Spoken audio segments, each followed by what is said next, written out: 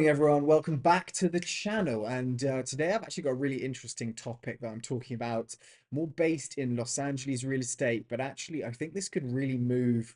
I don't know if there's other models similar to this actually, but I think this could move into a national situation and actually potentially a global situation. And that's in regards to staging in real estate. Now, it is a strange, actually interesting space staging because where I came from in London, staging was not a thing. It was not something that we did. In fact, when we spoke to clients, we actually said, look, staging is not really that valuable. Someone's going to come in, they're going to have their own taste. They may like the style of staging you have. However, they may want some more modern design or something more traditional. And therefore, it was not something that we recommended. However, when I moved to LA, and in LA real estate, it was the complete opposite. Now, I actually probably agree more with the LA mindset and the LA situation after working in both markets. Um, Namely because of the fact that a space really, for most people, is not it's not that easy to envision. It's not that easy to have a good idea of what it's going to look like, and layout. That's the other thing. So when we've shown properties here in the past, and if we have any properties that are vacant, developer, someone who's moved out of the property and the rooms are empty, we will 99.9% of the time stage the home, and that is normally at the cost of the owner that's doing that. Occasionally, that is part of a negotiation where the agent will say, look, I would do, I'll pay for some of the staging and I'll do this and that, basically, if you give me the listing. However, I would say most situations, the staging is paid for by the seller, and it is kind of a known and it's kind of a regular in the industry.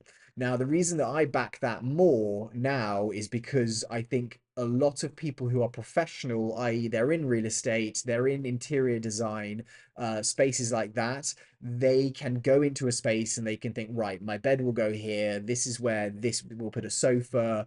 This is where the TV will go. And they'll be able to work out in that space if it's something viable for how they're going to live. Most people don't have that. I get to see houses all day, every day. And so ingrained in my head is quite a lot of that. Here's the layout of a room. However, most people don't do that. They stay in their space, they go and visit friends, and they go and see places that actually have been, created by the person living there. And so I am definitely amazed by the fact that you can walk into an open space and you can not really kind of tell the proportions of it. A lot of times, if I walk into a bedroom and it's not staged, I will think this is quite a small space. Will a king size bed fit in here? Will it be a queen? Will you have space to fit bedside tables in here? Where are things going to go? And I'd have to get out a measuring tape. As soon as you go into a space and you see, right, a bed's here, I might want a slightly bigger bed. It doesn't need to be this big. Same with sofas, same with anything in any space that you're looking at.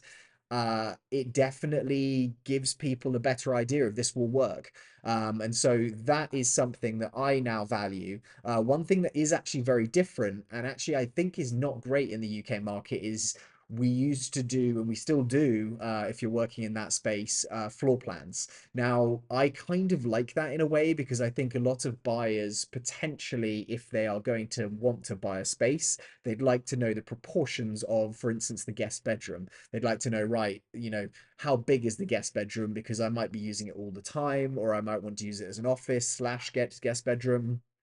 And it's good because actually I think it cleans out a lot of people that potentially would like the pictures of that property, but don't necessarily like the layout, so therefore they're not going to go into it.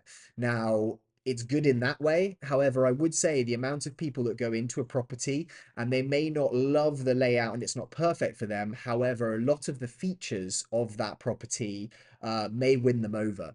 Actually, this isn't quite the same size as I'd like. However, it's a give and take situation for 99.9% of the people. You can't buy exactly what you want in exactly the location. So it's, what, this isn't as big, but this is amazing. Therefore, I'm going to buy this property or I'm going to put an offer on it.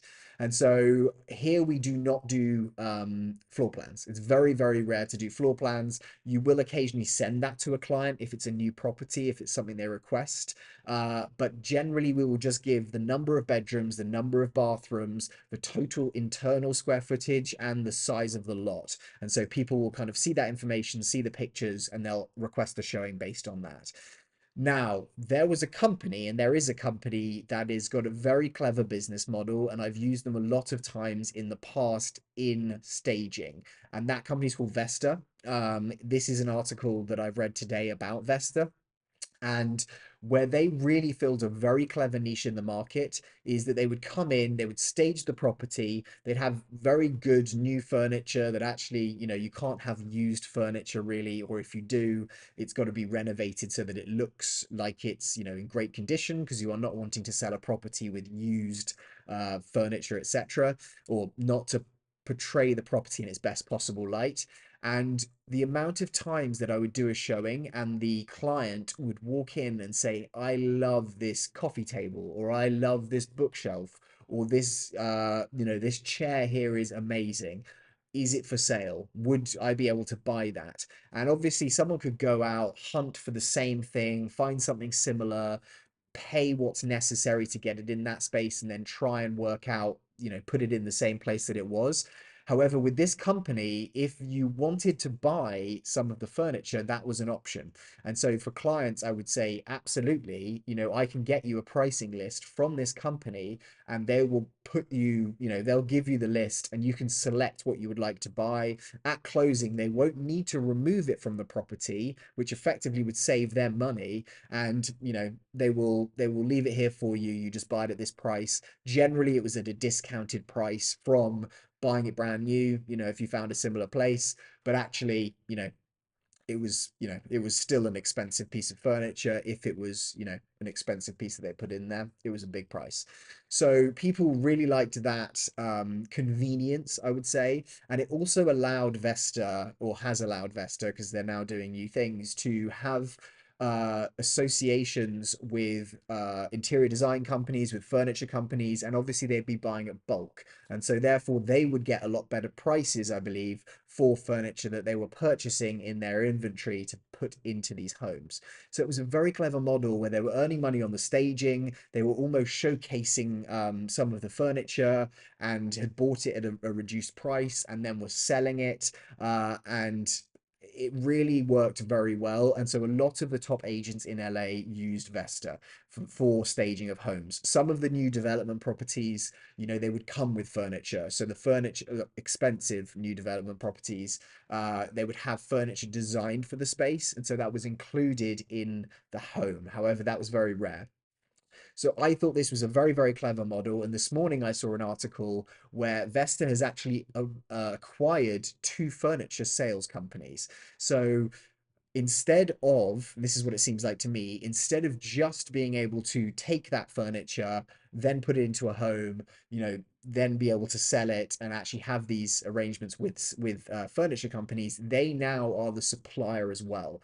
So they not only will be able to see, or get a better price and be able to create furniture that they're seeing as selling, but they will also be able to almost use this as a showcase. You go into a lot of furniture stores, and I would say a lot of them, IKEA is probably the most basic example that everyone knows. You go into that place, and they're not just putting a row of beds, here's a load of beds that you could buy. They're creating spaces and rooms, whether that's a kitchen, whether that's a bedroom. So you can kind of envision, like in a home, what this would look like. Does this bed fit with this, cupboard? Therefore, it doesn't look like it's clashing. And so they can effectively do that, but they can do that for a client who is walking through the property and seeing that furniture being created in that space. There's a variety. They don't need to build out the spaces within showrooms to do that. So if someone's walking in, they can, actually see a beautiful house with this furniture in the space that they want to buy, or even they just see the furniture, and instead of buying the house, they're just like, who does this furniture?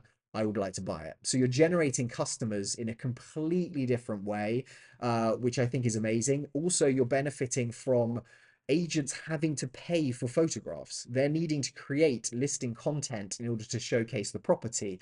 So you effectively have a huge amount of amazing photographers that specialize in making a space look as good as it possibly can, and then having your inventory, your products on display right there. So I was reading this morning, and actually my brain at the time did not go fully to that extent, or I didn't really gauge, right, if they owned the furniture company, then therefore, it takes this to a whole nother level than what they're doing at the moment. And obviously, I didn't know their financial situation to be able to purchase these companies. But I really, really think that this is clever. I'd love to get your guys' thoughts on this. But effectively, it's going to be an interior design e-commerce group of home goods. So they're not necessarily needing to have, commercial space to do that. And, I think it's great. So the names of the companies that they actually purchased were what are their names? Let me go through. Sorry about this. Feather and Fernish. I haven't heard of them before, and they've been bought for an undisclosed amount. This is going to be based in LA, and obviously I know them in this market primarily. I think they do work in other parts of the US. I'm not sure exactly why, but I can see this model expanding, and I can see it going to a lot of places, probably more in luxury markets. But I definitely see a future in this, and it'll be really interesting to watch this space. I'll be doing regular updates. It was a couple of guys that founded it actually, and a person that I met when I first started my real estate career called Brett Bear. And there was a bit of a weird legal situation at the start, which kind of everyone knew about in LA real estate, where Brett and his business partner Vesta were being sued by Brett's aunt Meredith Bear, and she was a very, very established stager in LA. I haven't actually like focused in and looked at that business recently, but because I think I've just heard a lot more about Vesta. But that was a very, very interesting, my first introduction to this company. And I think that this is going to be a completely opposite side of probably what they were going through at that stage. So I think this is really interesting. I think that they're also going to have offices in New York, is what I'm reading right now. But I'd love to know your guys' thoughts on this. Do you think it's a clever idea? Do you think they're getting into more overhead than they necessarily need to? And maybe they're not going to sell these items like a normal store would? I really think it's a good space, but I would really like to know your guys' thoughts. Anyway, that is my take of the day. I hope you guys enjoyed this. I'm going to be back every single day of the week with another aspect of real estate and what I think is interesting and what's changing. So thank you so much for tuning into this video. If you'd like to see more of this, hear about more of this, please subscribe, turn on notifications, make a comment below. I'm Ed Hutchinson, and thank you for spending your time with me. Goodbye.